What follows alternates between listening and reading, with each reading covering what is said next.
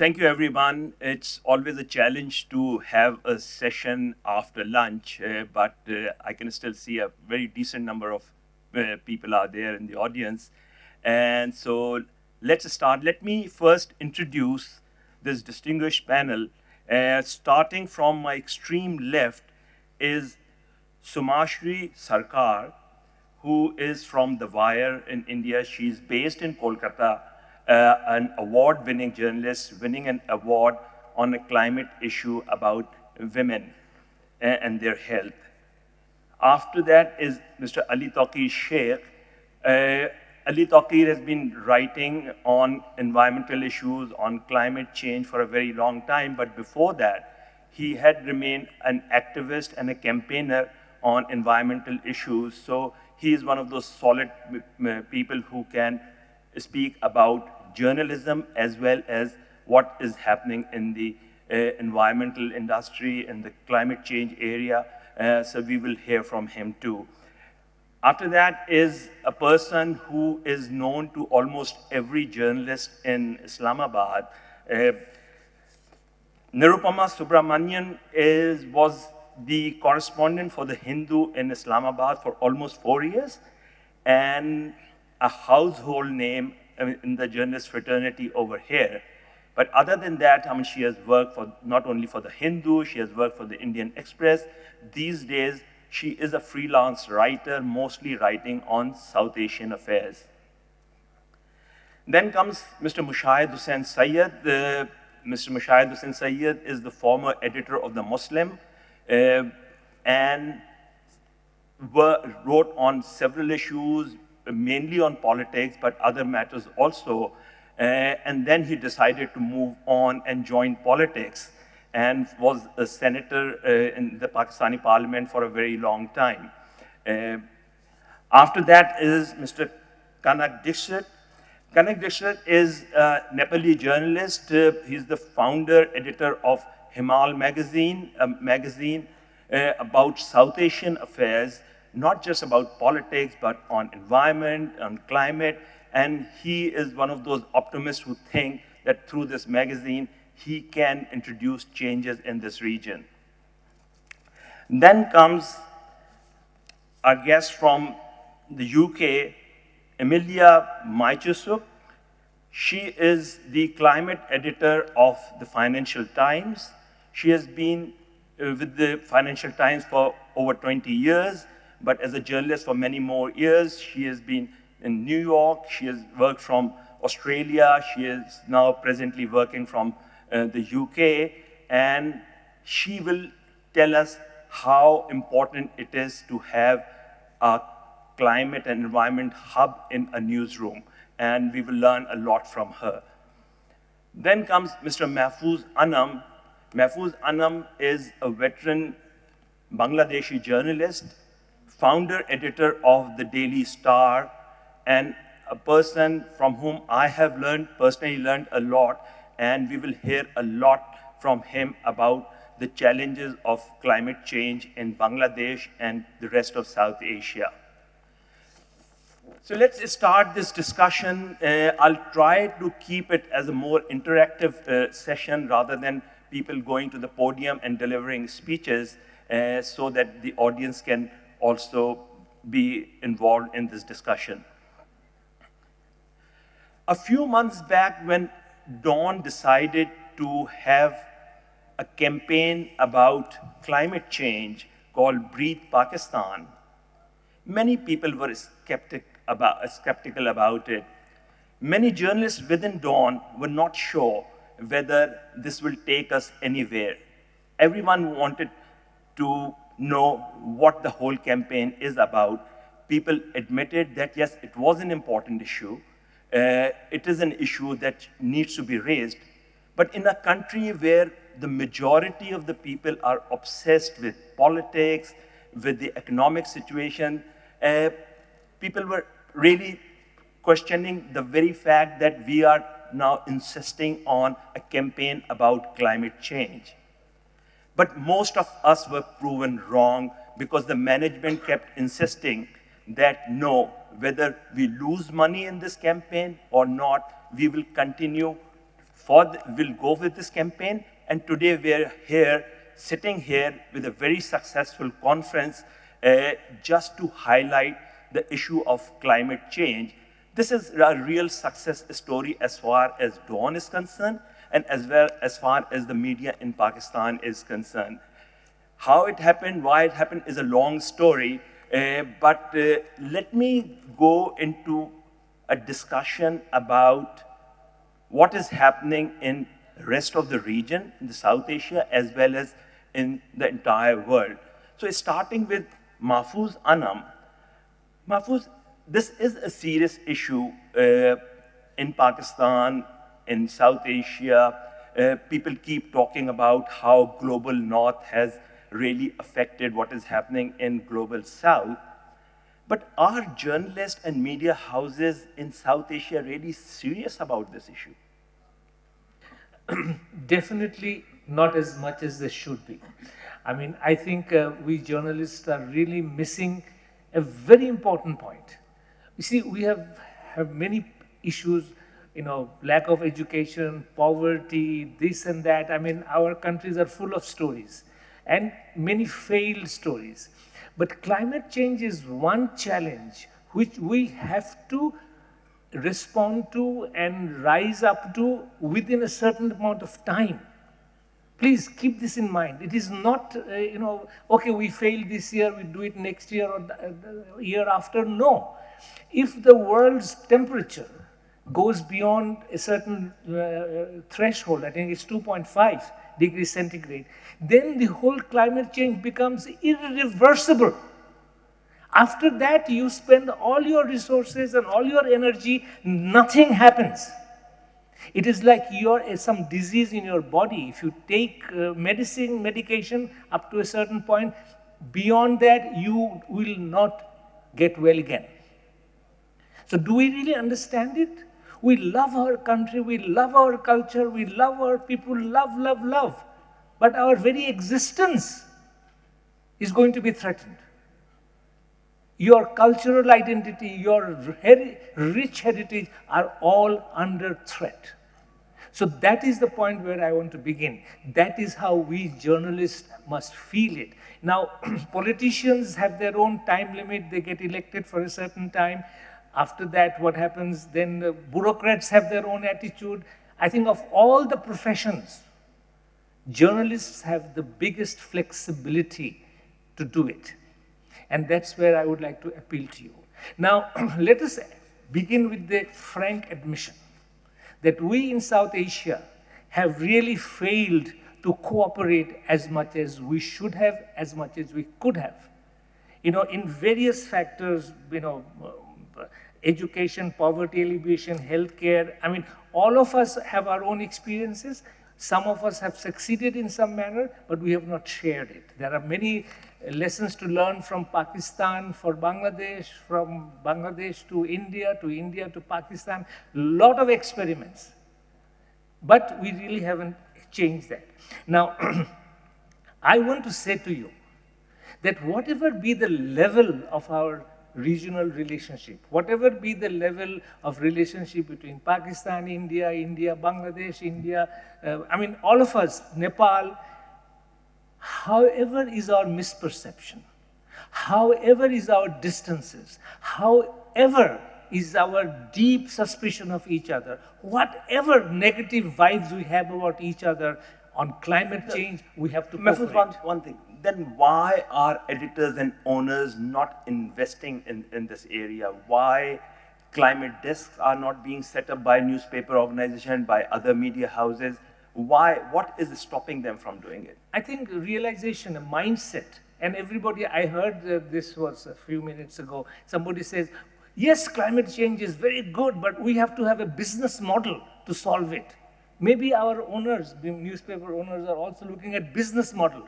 Arey bhai, we are dying and you are looking at a business model of how to take care of the dead bodies or something.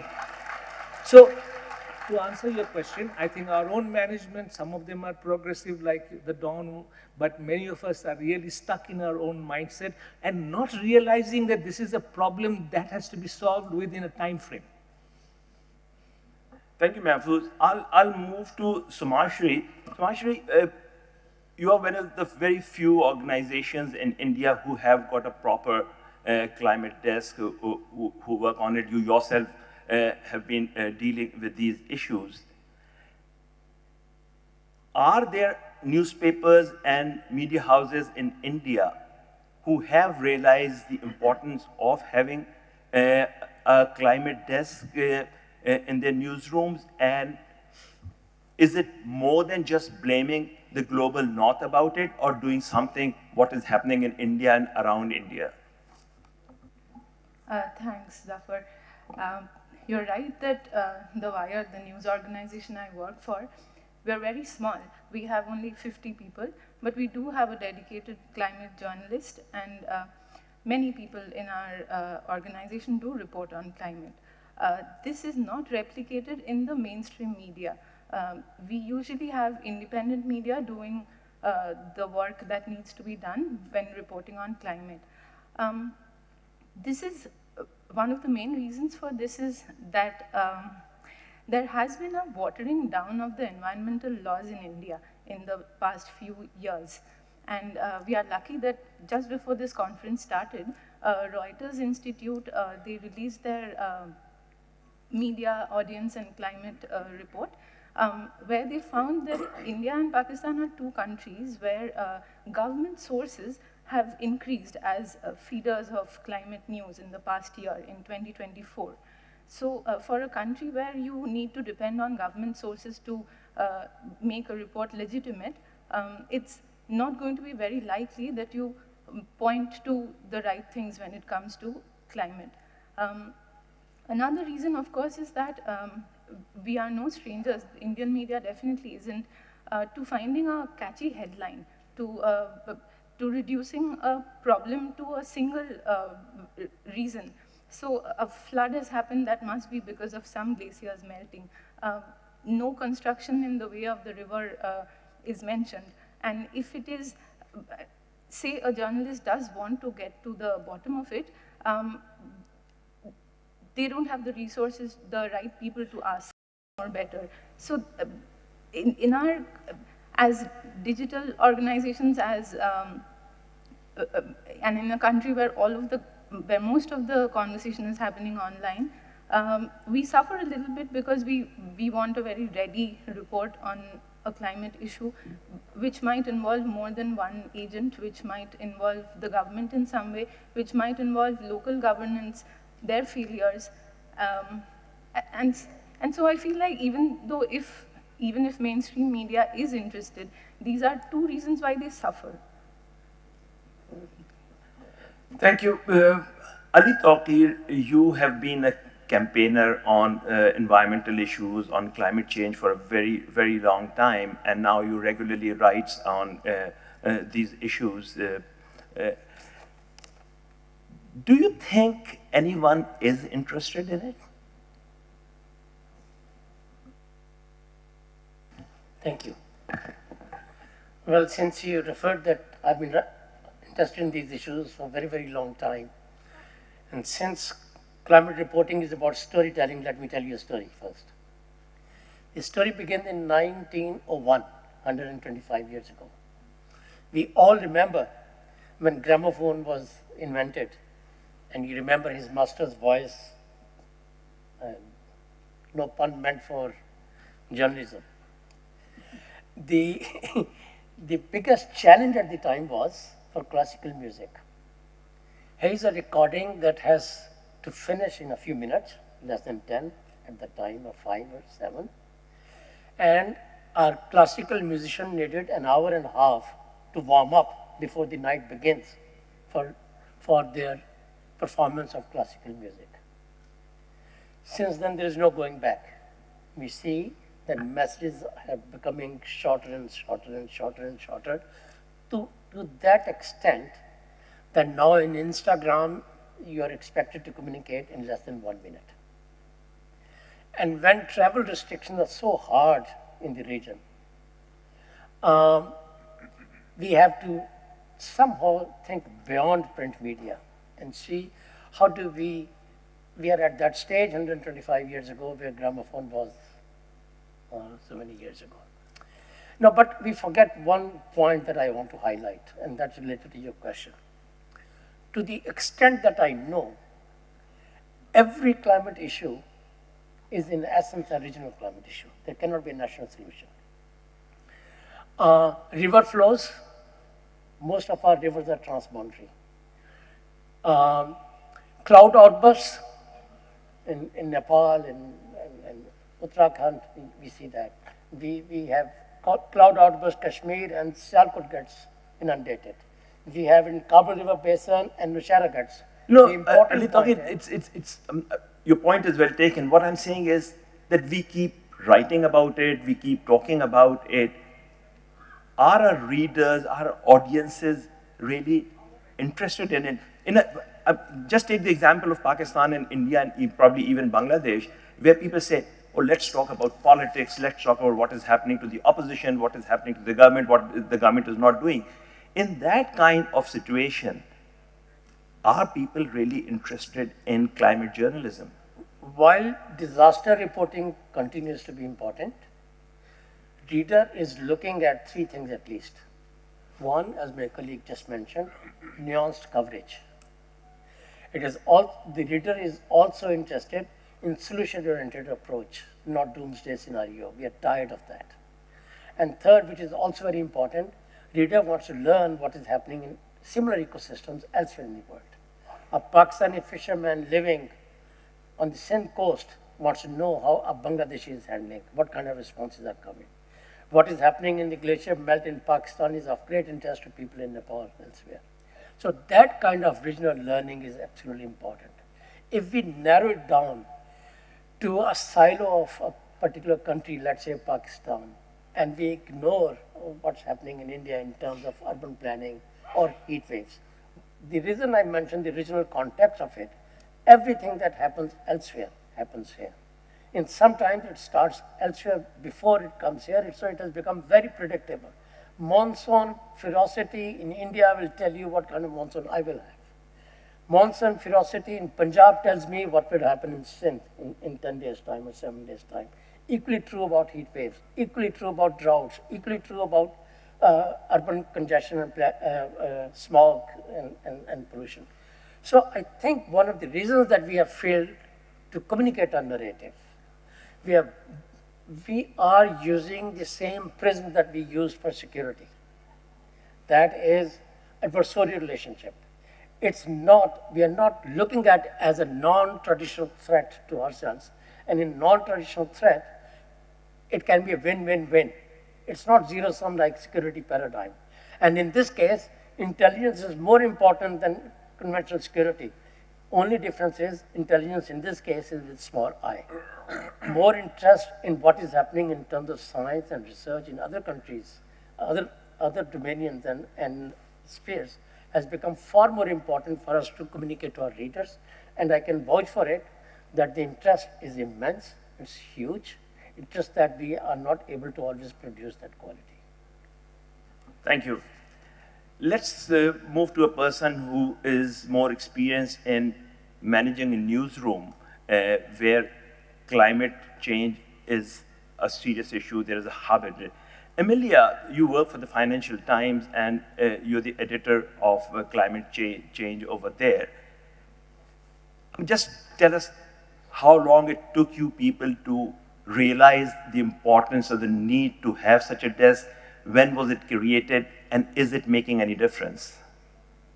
Yes, and thank you. I'm very honored to be here, actually, because it's extremely informed and sophisticated discussion and audience. So when you ask a question about, is climate change reaching people or is there an audience, I don't think that's the question. The question is there's some frustration about this, what they call inertia, perception inertia also.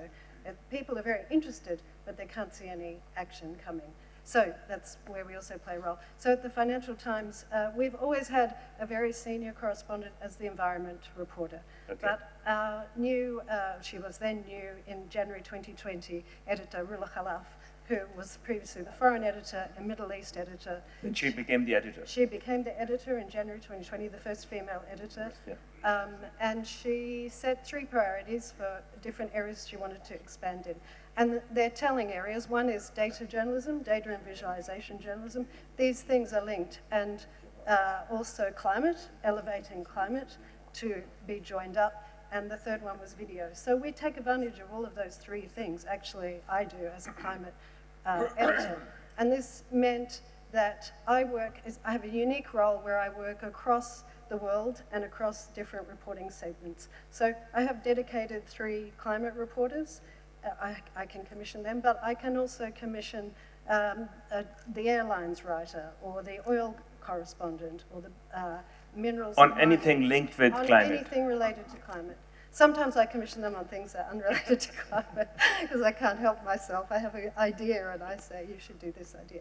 But on climate, and then I can edit that story, or I will encourage other colleagues, other editors also to edit those stories, because I want the ownership to be and the knowledge to be throughout the newsroom. I don't want to hold the knowledge. One of the things that surprised me, I've been a business journalist for more than 30 years, one of the things that surprised me about climate reporting and climate journalism and climate information is how much jargon there is, how much knowledge holding there is. People in the climate world seem to, particularly unfortunately, at levels like the UN and other very informed areas, they hold the knowledge and they mask it with acronyms and so on.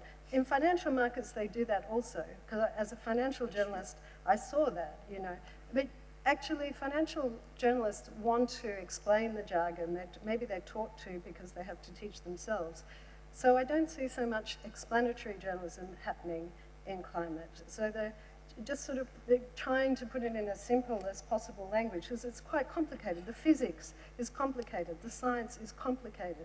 That's why changing energy systems is complicated, and we have this problem with inertia. So, Amelia, the reason to have this desk emanated from the fact that your team or your editor wanted to inform the readers about the climate issues, or there was a demand for it? I think it was a question of both. She's very far-sighted, and she could see, just as she could with data visualization and video, the other examples of expansion that we've had, that climate change needed to be approached in a holistic way, not in a silo. So we're very much about breaking down the silos. But one thing I wanted to pick up, you referred to sort of media ownership loosely here, and I think media ownership is really, unfortunately, in a way, very important in setting some of these directions in what we cover as journalists. And so it's a push-pull. It's the audience demands. The audience is interested. And if she had not picked that up as editor, she wouldn't have made it a priority in the newsroom. And also by backing it publicly as the editor, it sends a message to the rest of the newsroom that this is an area she believes is important and we need to focus on. So it's not easy, but it's really worthwhile. Thanks a lot. Nirupama, whether it's India, Pakistan, Bangladesh, and many other countries in South Asia and many more countries, it's not just about people discussing politics, but the kind of oppressive systems we have seen where there are curbs on the media, there are other ways to go after the media. What we have noticed is, and I would like your opinion on that, is that in some ways, writing about climate also becomes an issue of press freedom, because there are lots of projects that are directly or indirectly linked with the government, with the state, and when you try to highlight those things, like writing about fossil fuel, writing about coal-fired power plants, and the government will take it as an attack on the government or the state. Is it an issue in India as well?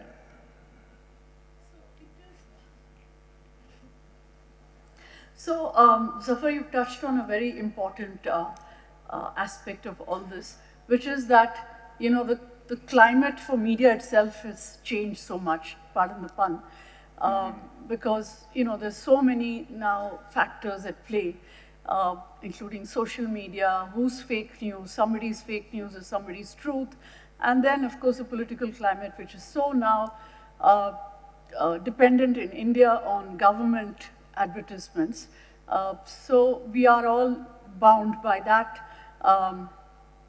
that unstated, I wouldn't say unseen, but unstated kind of self-censorship that plays a very important role in Indian media now.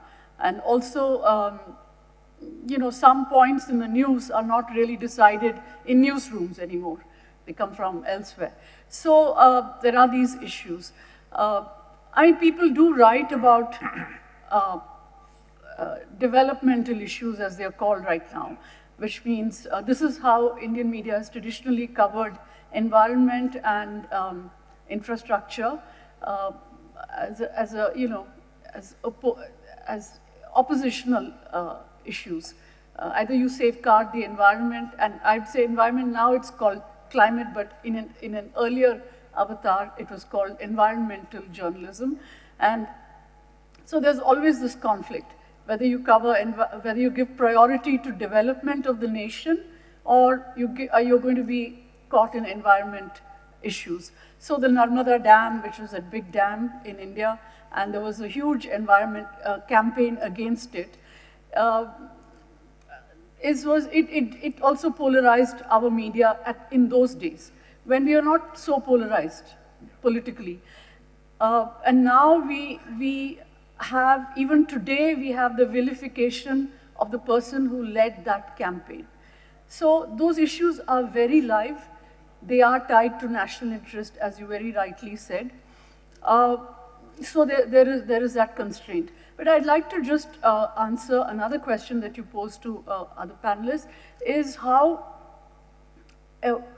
is the reader or the television viewer not interested, or is it an editorial decision? I think it can be an editorial decision to tell climate stories, environment stories, climate change stories, climate resilience stories in a way that resonates with viewers. We have to take it out of the studios. Our news, our journalism now is so much inside studios. It's so much about just pulling a bunch of people together and debating the news of the day. It's chatpata and it's fast and, it's entertainment really. It's not even news. So we have to really train journalists to tell stories, climate stories, in a way that relate to people. And we have to take journalism out of studios into news gathering, put money in news gathering. I don't think there's any money now left in Indian studios for news gathering. It's just about, studio debates. So that's fine. Kanak, you have been an activist, you are a journalist, you have been bringing out this magazine. When it comes to reporting about climate change or environment, one thing that separates it from other fields in journalism is that there is very little room to be objective. And a lot of people say that you have to be an activist to take it further, because if you get into the whole issue of objectivity, he said that and she said that, and try to balance it off, the real message is really lost.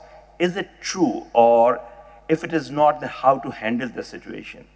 For sure. If we're in such, we're standing at the edge of the cliff. Actually, we're already falling down the cliff. So if we were to do he said journalism, it certainly doesn't serve the purpose of covering the climate crisis. No longer climate change. The semantics always catch up with us. Climate change, now we should be talking climate emergency.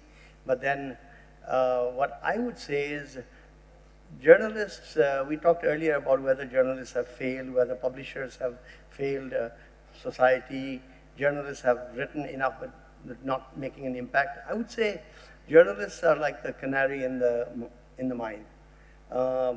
What they come up with, howsoever inadequate, they're actually in the front line. I feel for various sociological reasons, the academics and the activists who should be picking up where the journalists left off That is a gap. Because there is enough information out there provided by journalists with all their weaknesses. One of the primary weaknesses I would tell you is our inability to impact national affairs and impact geopolitical and cross-border affairs, especially in the arena of climate crisis or the movement of vectors, the movement of clouds and smog, etc. There's also a cross-border element to it. But information is all out there, brought primarily by journalists and journalist activists. It is not making an impact. So what we should be talking about is, how come we've not been able to jump the gap? And some will say, okay, the day of the media is over, it's the day of social media. Okay, then let's regard and understand how it is that social media can bring a change, given that it has all that reach, but very little depth. So I would come up with I have no answer other than to say that, put before you an example of doing activistic journalism and having a nil impact till now. And Shoma Shri reminded me over lunch about an article I'd written about 4 years ago about the Kosi embankments and the possibility of mega disaster in Bihar due to climate crisis related issues such as the Kosi barrage was built in the time when we were going infrastructure mad in the 1950s. So barrages were built because you didn't believe that the Europeans who taught us barrage building didn't know about siltation. So our rivers are full of silt and they're natural silt. They come here geologically. The river, Kosi River, which is the largest tributary of the Ganga, massive river, it's a sea. It is now riding over 60, 70 years, it is now riding on a riverbed that is about 18 to 20 feet above the outlying land. Now, to come to a crisis that we actually started developing 70 years ago, now with climate change, if there is a cloud burst up in the Mount Everest region, and there are glacial lake outburst floods, and there is a break of the dike along the Kosi, you could think of hundreds of thousands of dead overnight. Now, this article, this coverage, and if you say, okay, you have to do it on television, did it on television as well. Or you have to write a long form article, wrote a long form article. Or then you have to do it as a tweet, did a tweet. But the fact that there is this massive disaster up ahead, and it's bound to happen, and it'll go all the way down to Bangladesh, from Kosi, which is the eastern Tarai of Nepal, into Bihar, Saharsa district of Bihar. All I can say right now to end is, everything is out there, but it has not converted to any kind of policy response. So the journalist has done his or her job, but it's not impacting. Thank you. Emilia, on this issue of objectivity in the traditional way of reporting as we have been taught all years, do we need to ignore it because reporting about climate change is much more than just balancing out a story? No, I actually do believe in being objective in all respects, and also including the subject of climate change. But, our starting point has to be that, what everybody's saying, which is, our starting point is the science tells you, there's facts, start with the facts like everything. The science tells you that the world is warming faster than any of the science models in fact had expected. And it's not a matter of debate anymore if there's climate change or not. So you start from that point, so you don't entertain any denialism. Unfortunately, at the moment we're confronted by the world's most powerful individual is a climate denier. So we don't, it's just become, this is a problem. So that needs to be called out for what it is, which is false. And so when you say, do we need to be objective or not? Yes, we be objective. We can objectively say that that's false. When I talk about objectivity, the reason I was asking this question was that supposing I was to do a story about coal-fired power plants, there will always be a kind of convincing version from those who are running those plants to give their side of the story. But when we know for a fact that it is polluting the environment, it is contributing to climate change and all those things, should we still try to get their version? don't know about getting their version, but if we're reporting that, because we're reporting what companies are doing all the time in the FT, so we don't report it blindly. We don't say, this company's expanding and it's all great and coal. You want to have in that story the balance is, it's causing X, Y, Z of emissions, the cost of this to the climate, the recognition, hopefully, of the local government, if not international authorities, about what sort of contribution that makes to global warming. So you try and put it in that context wherever possible.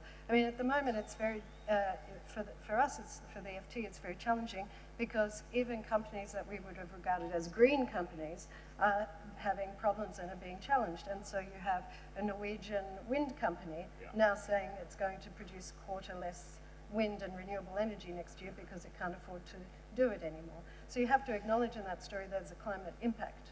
So it's not just an impact for that company, but a wider impact for society.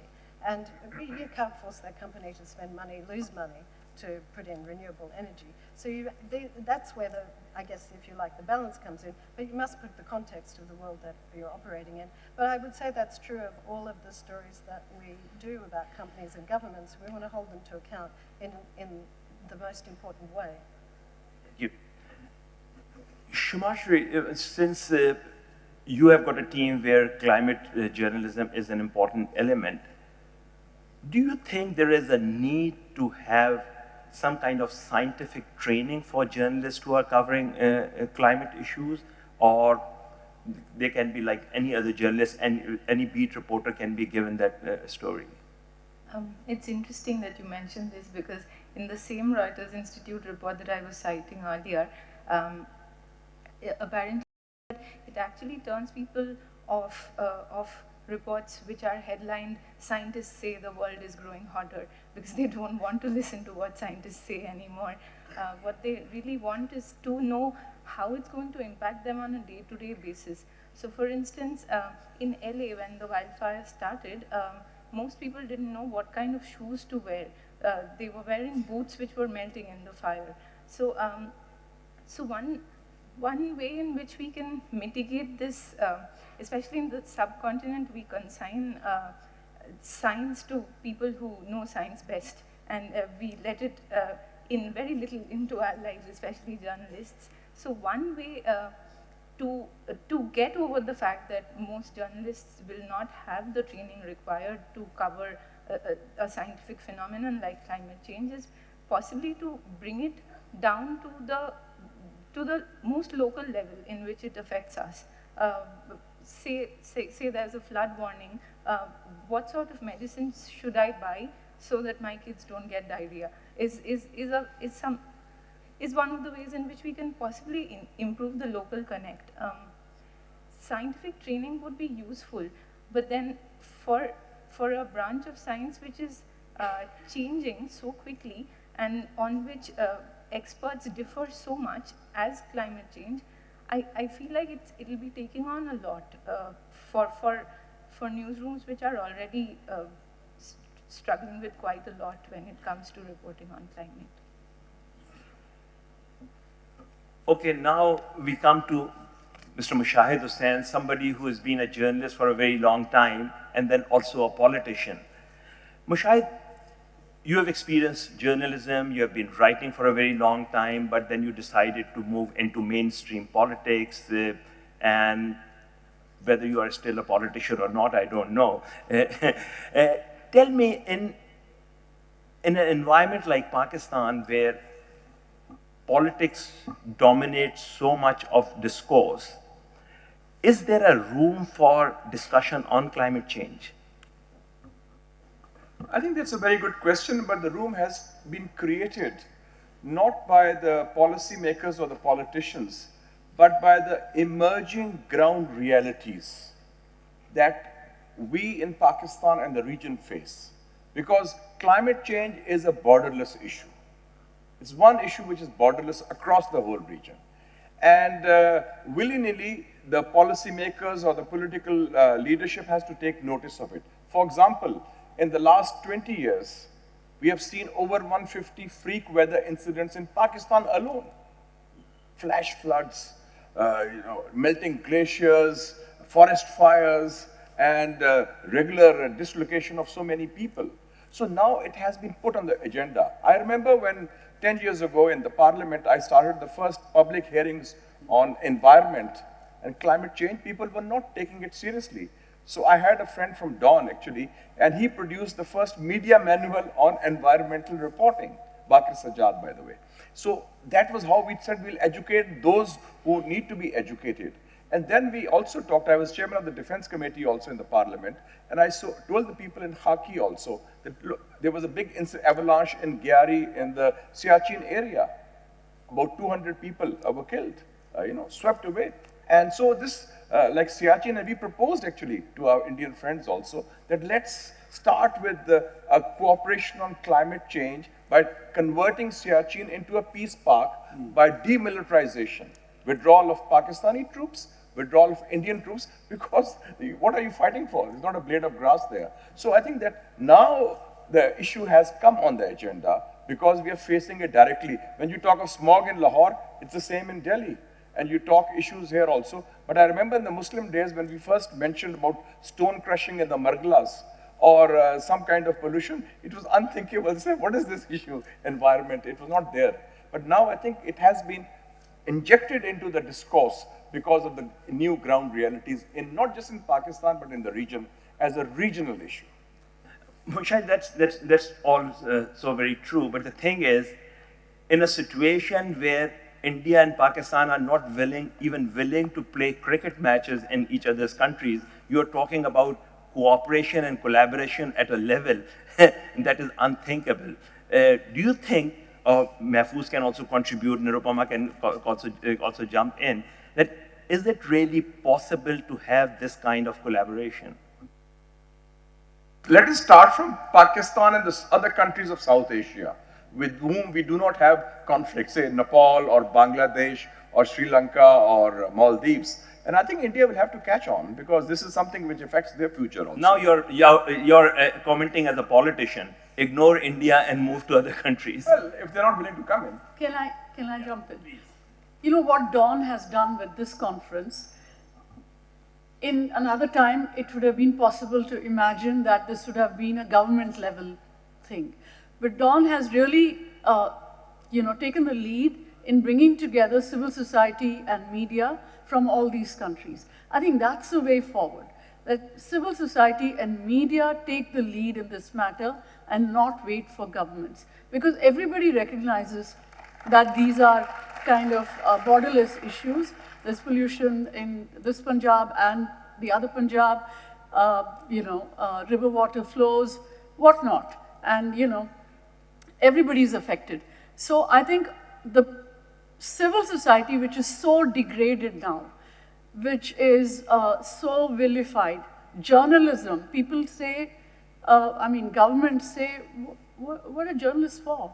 Why are you even here? What's your role? So, to jump that, I think we need to have collaborations between civil society with media. I remember, Zafar, that Dawn and the Hindu collaborated on WikiLeaks. Why doesn't the media think about collaborations like that, cross-border collaborations? And that may be a way forward. Karan, you have to say something. Yeah, you asked Mushahid the question about about India and Pakistan. Well, I think as long as New Delhi and Islamabad can't sit across a table together, such as even to call a conference, a summit of SARC, which should have happened here in Islamabad in 2016 and is still hanging fire. No, 2014 was the last summit. 2016 would have been the next summit, the 19th summit. I would say as long as that doesn't happen, we can't let everything else remain in status. So, if at all possible, and we know even they have to go through Delhi or Islamabad, Punjab could be the key for the rest of South Asia. Rajasthan and Sindh could try opening some of their doors, at least the discourse, if not to have a summit, a Punjab summit, which may be very difficult to bring about, but there's enough ways to interact. But even going beyond India and Pakistan, I would suggest to Mushahid that right around Lahore is the starting output of agricultural waste burning and thermal power stations and vehicular emissions. It all goes up to 14,000, 15,000 feet. 8 months of the year, the westerlies carry all of this eastward towards Nepal. Forget about for now Punjab, Indian Punjab and Haryana and Uttar Pradesh and Bihar and onward to Bangladesh. I would suggest this haze, which starts in the Pakistani Punjab and beyond, and mixed it with haze from the Indian Punjab, etc., comes across, and from Kathmandu you can't even see the mountains. There's no Himalaya to be seen for much of the year now, which is a new phenomenon. And some of that is because of haze that is starting in the Pakistani Punjab and added to from Indian Punjab, etc. So there should be some sensitivity in Pakistan, and maybe it is the failure of Nepal, Nepal's government, Nepal's civil society, unable to impact the Pakistani consciousness, that you also have something to do with it. And if you can't talk to India, at least talk to us, because not only is it a matter of aesthetics, that the mountains don't have snows, not only is it a matter of tourism, that we can't have mountain tourism when there are no snow in the mountains, but it has to do with groundwater. It has to do with the fact that there is no groundwater when there is no winter snow left. And hence it will impact hundreds of millions in the plains. So for this reason, even if India will not talk to us, Pakistan and Nepal talking will help the people of the Gangetic Plains. Mahfouz, Mahfouz, do you think the editors of leading South Asian newspapers can play a role in starting a debate about what is happening in terms of climate change in this region, and can try and reduce the impact of climate change? I think they can do a great deal of things, but to start with, we'll have to be very conscious that our region is replete with suspicion, prejudice. So one decision will be that we'll try and avoid any issue that impinges on the other country negatively. Now you can say, oh, that's not possible in a climate thing, you know, he just talked about the maize, the water and all that. My first suggestion would be that we create a conclave of, say, editors or newspapers who are very, very environmentally committed, point one. Point two, that in that meeting we bring in the social media, the news platforms, we talk about podcasts, we talk about multimedia, short films and all that. Now, number three is that we separate the issues, some of which are global, regional, and some of which are national. For example, the overuse of groundwater in Bangladesh, nobody is responsible but us in Bangladesh. There are city pollutions. So we could have a series of issues which are very, very national, and we can start by reporting on this, having short films on this, multimedia podcast, and then exchange that between the group of editors who first of all sign up. And I would say, you know, all papers who have originally and through their company, through their editorial policy, have a strong commitment to environmental issues. Now, I would suggest that I have been a part of track 2 and discussions for years. I'm 75 and a half at the moment. So I've seen a lot. In 6 months, I'll be 76. Now, so I've seen a lot. So we will have to start with tremendous awareness that politics vitiates everything, misunderstand, destroys every effort. So we start very modestly with a commitment among media houses who understand the impact of the climate issues, understand that our very survival depends on it, and so move on step by step. Okay, we are running out of time. I'll ask all the panelists, give them 1 minute each to say that is it possible for all of us to campaign to make climate change issue center stage as far as the media is concerned and through the media in the society, starting with Shamashri? There's only one answer to this. Yes, of course. We do need to keep on telling the stories of people. If climate change as an issue seems too big, then we do need to get down to just the people that are suffering and then increase our ambit from there onwards, so to speak. We also, as journalists, need to deviate from the language that we are accustomed to, which is this illegal? And if it is illegal, who are the ones doing the illegal things? And develop this narrative that does justice to the languages in which tribal people, the languages in which climate activists have always spoken. We need to listen to the wisdom of nature, so to speak. And even though this doesn't correspond to the very direct manner in which we are accustomed to writing the news, some degree of humanity in our jobs, instilling some degree of empathy will help us develop this common vision for all of South Asia. Thank you. Ali? Well, we have to recognize that climate change is first and foremost a development issue. It's very closely linked with vulnerability and poverty of people. Readers want to hear more about their lives and their livelihoods. Nobody stops the editors in any of these countries from reporting on the development issues in other countries. Oftentimes, the newsrooms focus on the political news only, or the disasters. So the question is, how best can editor be informed to mainstream development issues in neighboring countries? That is the first thing. Second, at least in Pakistan, I cannot say much for India or some other country, the debate is debased for two reasons. One, we think it is the international community's obligation to compensate our vulnerability based on principles of justice. My submission is that climate change is always a local issue. There will always be local solutions, but that will require regional approaches. And once we have that, then we'll need international finance. Otherwise, international finance will be very top-down. It will seldom reach. I think the editors need to understand that how best to promote local level actions in their coverage. Nirupama, is there a hope that journalists through these campaigns can make it mainstream, the issue? Yeah, I think there is an awareness, there's a growing awareness that this is something to which you have to devote time and space. Even in Indian newsrooms, you see that now, that you have, Somashri said that, Wire is of course very well equipped with all its, with so many journalists covering this issue.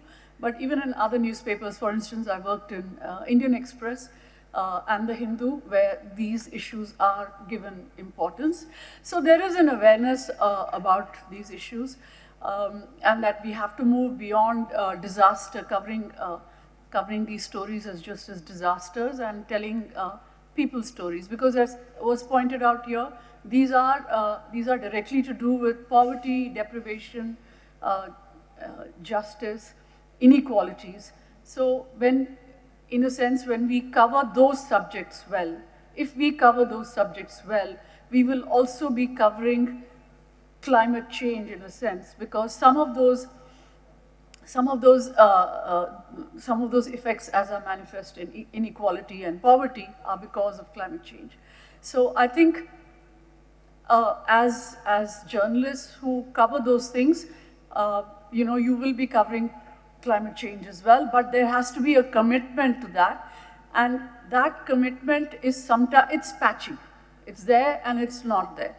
And sometimes it can be a friend of, the senior most leader in the country, who's the coal king of the country, and then, how do you deal with this? So there are those issues. But I think if the senior editors in the newsroom commit to it, things are possible.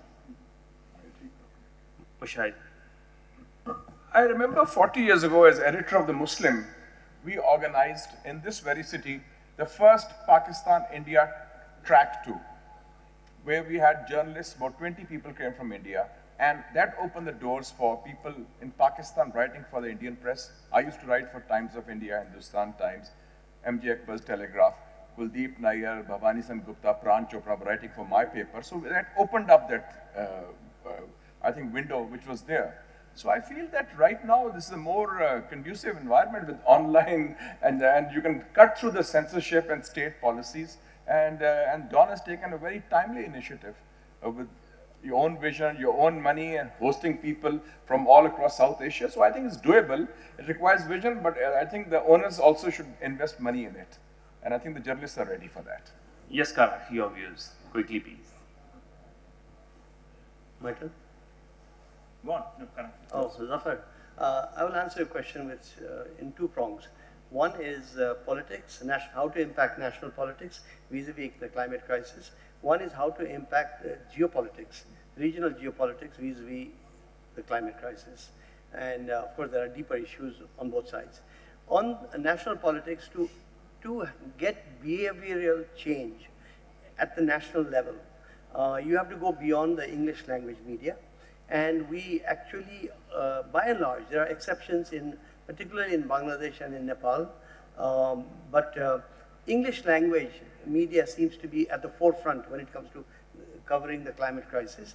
And we must move into what in India is called the language media, or let's call it vernacular. Vernacular media is the term that I prefer, perhaps because there is no colonial baggage in Kathmandu. But vernacular media is where you need to get to the crux of the matter of climate crisis. That will impact national politics. English is a little remote. That's number one. In terms of impacting geopolitics, essentially we have to fall back on English and ensure that we create such a hubbub that the national capitals can no longer ignore the need to collaborate, and now, in a way, regard the climate crisis as an opportunity to make up for lost time and reignite conversations between the national capitals. That, of course, can only happen in English. And finally, going into so-called new media, there are influencers in each of our countries, quote-unquote influencers, who have massive followings, but they are not yet doing cross-border journalism.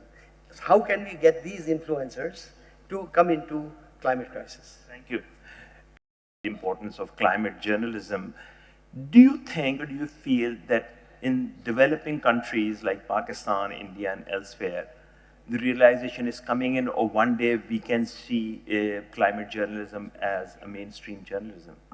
Yeah, absolutely, because it's the lived experience, isn't it? And I think media in every country is a mirror, it's a reflection of the society. People like to think, I mean, that's the one thing I would take a little bit issue in, and people like to think the media is leading society. If media was leading society, it might be a different society. I think that media is a mirror. It reflects what's going on. And one of the most interesting things from a journalistic perspective to me is the disconnect between the lived experience of everybody and the science, which is that it's the hottest time ever around the world and there are fires in rich countries are experiencing this climate change, and the response from government and companies, which is now the opposite. So they are now backtracking. And it's just a couple of things I would say is, one, to pick up on what some of my very learned colleagues here have said. I think we need to use all of our storytelling tools everywhere. So social media, video, we have to meet the audience wherever the audience is. Wherever the audience is reading and watching and viewing, if we need to say it in 30 seconds, we need to be good communicators to say it in 30 seconds. We did a climate game, we called it, at the FT. It took us 6 months to build. The IEA provided the modelling. It's a very scientific game, but it challenges you, can you keep the temperature below 1.5 degrees? It's free. 2 million people have played it. We roll it out to schools. So there are many different ways in which you can play the role of media, which is, I see, not so much as advocacy as the other key issues, which is to hold companies and government to account. And I would just leave you with one thing, which is because companies and governments are backtracking, and there is, I think, a fear of what Harjit Singh called yesterday Trumpism, which I think is it's not just Trump, it's Trumpism, and I thought that was a very good observation. There's going to be a squeeze on scientific bodies, science funding, that where the sources of information come from, the trusted sources of information beyond the media, the ones that we rely upon, if we didn't have scientific reports to tell us exactly what the weather is doing or climate is doing, that would be very difficult. And I can see now, I think the next really big story is going to be the squeeze on these sources of trusted information, scientists and data and organizations that are there to provide the information, the reliable information to people like us who are looking for it. Mahfouz, from your own experience of running a newspaper for a very long time, being a journalist covering this region, will there ever be a time where newspapers and other media outlets will see climate change story as a front page story? I'm proud to say that we've already done it in the Daily Star. So much of environment reporting that one of my readers came in, rang me up and said, "Why don't you rename the Star and call the Daily Environmental Star?" So good to know that. No, so I really have a concrete suggestion that on the Daily Star, I volunteer. You have already taken a step. So Daily Star, Dawn, then there is Himal from India, then Nirupama can speak, I mean, as a freelancer. But we have these two organized, three. Then can we reach out to, say, Hindu or Indian Express and say, can we do this? So start very small, but start immediately and have India, Bangladesh, Pakistan and Nepal come together on a very small journalistic level and see how it grows. And I would like to multiply this by saying you involve the multimedias in it. You have a huge, multimedia department. I have, Nepal, Himal has. So, but I would say 3-4 editors or 5 editors, 2 from India and 1 of each from us. We can meet. I volunteer to pay my own fare and come wherever you do it. But then have a brainstorm, and it will be one thing, non-political. Everything in our South Asia, politics touches it, and it gets destroyed. Then I will say, we in Nepal will host that event at our cost. Great, good to know that. Yes. Ladies and gentlemen, I mean, here was the distinguished panel from the media houses, from their sharing their own experiences. We at Dawn has contributed whatever was worth of starting a debate in Pakistan and trying to attract people from elsewhere, mostly journalists and other experts, to raise the issue about climate change in Pakistan. The hope is that not just the politicians, not just the government officials, but the non-governmental organizations, the media houses, they all realize that how important it is to work on the climate change issue, to campaign on the climate change issue, and this conference, we hope, will lead and will guide other media houses to have similar campaigns, not just in Pakistan, but in other countries in the region, and hopefully we will continue to contribute whatever it's worth to keep this campaign going. Thank you very much for attending this session. Thank you, Dawn.